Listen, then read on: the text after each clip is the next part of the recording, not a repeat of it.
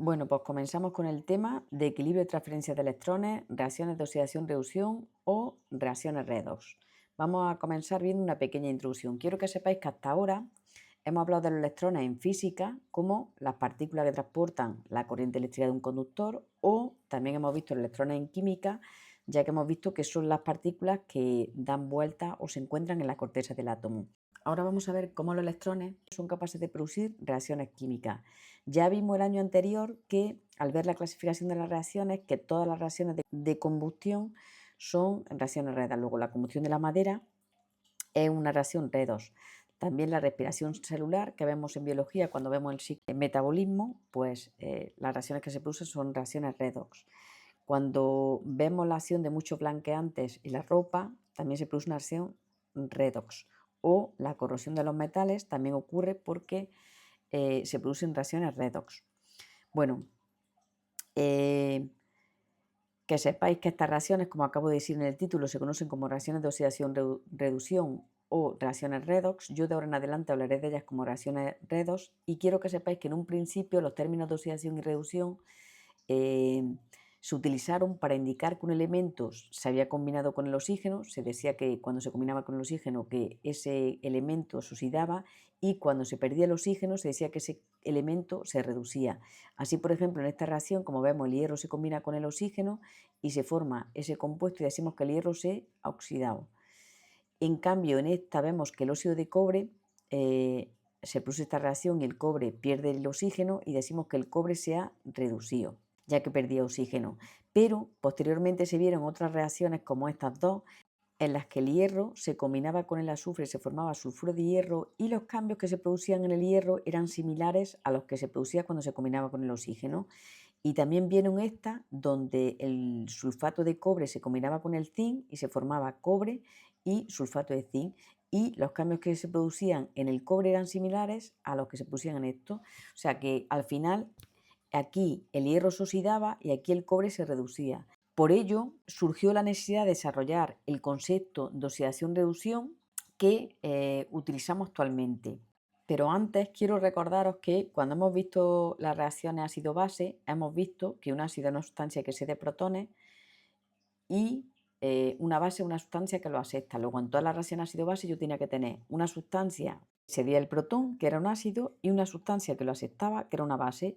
Pues en las reacciones redox pasa algo similar, y es que en las reacciones redox, como se produce un intercambio de electrones, pues siempre voy a tener que tener una sustancia que cede los electrones y una sustancia que lo acepta.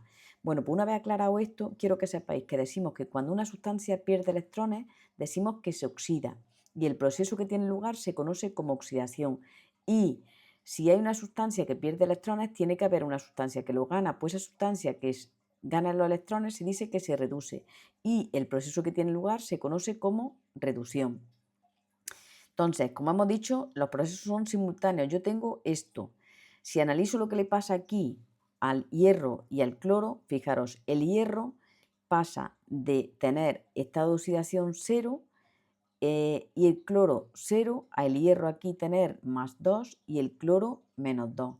Entonces vemos que el hierro, si pasa de 0 a +2, de 0 a +2, pues quiere decir que ha perdido 2 electrones. Si pierde, acordaros que siempre que se perdía energía o lo que fuera, tiene que aparecer en los productos.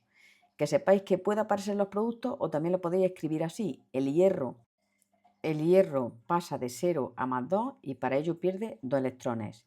Y el cloro también pasa de 0 y aquí con -2, luego coge 2 electrones. Y si gana 2 electrones, los 2 electrones los pongo en los reactivos. Puedo escribirla así o de esta manera: pongo que el cloro 2 pasa a 2 de cloruro y pongo aquí +2 electrones porque los gana. Bueno, y otra cosa que es importante y tenéis que conocer de esto es que se denomina reductor a aquella especie capaz de provocar la reducción de otra y ella se oxida. Luego, en este caso, el hierro se oxida, pero como reduce el cloro, es el reductor. Quiero que sepáis que los reductores tienen tendencia a perder electrones y van a ser todos los elementos de la parte izquierda de la tabla periódica, es decir, los metales. Yo sé que los metales tienen tendencia a perder electrones y van a ser reductores. En cambio, se denomina oxidante a aquella especie capaz de provocar la oxidación de otra y ella se reduce. Como el cloro es el que gana los electrones, pues él gana los electrones, se reduce y es el oxidante porque oxida al hierro. Luego, los oxidantes van a tener tendencia a ganar electrones y van a ser todo lo de la parte derecha de la tabla periódica, es decir, los no metales que son los que tienen tendencia a ganar electrones. Luego, en esta reacción tenemos que el hierro, que hemos dicho que es el que se oxida, es el reductor porque reduce al cloro, y el cloro 2 es el oxidante porque se reduce. Y como el hierro pasa a hierro 2 más y es el reductor, se convierte en un oxidante conjugado, y el oxidante, que es el cloro, pasa a 2 cloro menos, que si antes era un oxidante ahora es un reductor conjugado. Y al igual que los ácidos y las bases, quiero que sepáis que si acordaros cuando yo expliqué que si tenía el ácido nítrico y yo qué sé, y el ácido acético, que los dos eran ácidos, ¿cómo sabía cuál actúa como ácido y cuál como base? Pues aquí pasa algo similar. Yo sé que si tengo dos sustancias que son oxidantes, como por ejemplo el agua oxigenada y el permanganato, pues tengo que saber cuál es el oxidante más fuerte. De esta manera, el más fuerte actuará como oxidante y el otro como reductor. En el caso concreto del agua oxigenada y el permanganato, pues como el permanganato es un agente oxidante mucho más fuerte que el agua oxigenada, pues el permanganato va a actuar como oxidante y el agua oxigenada pues va a actuar como reductor.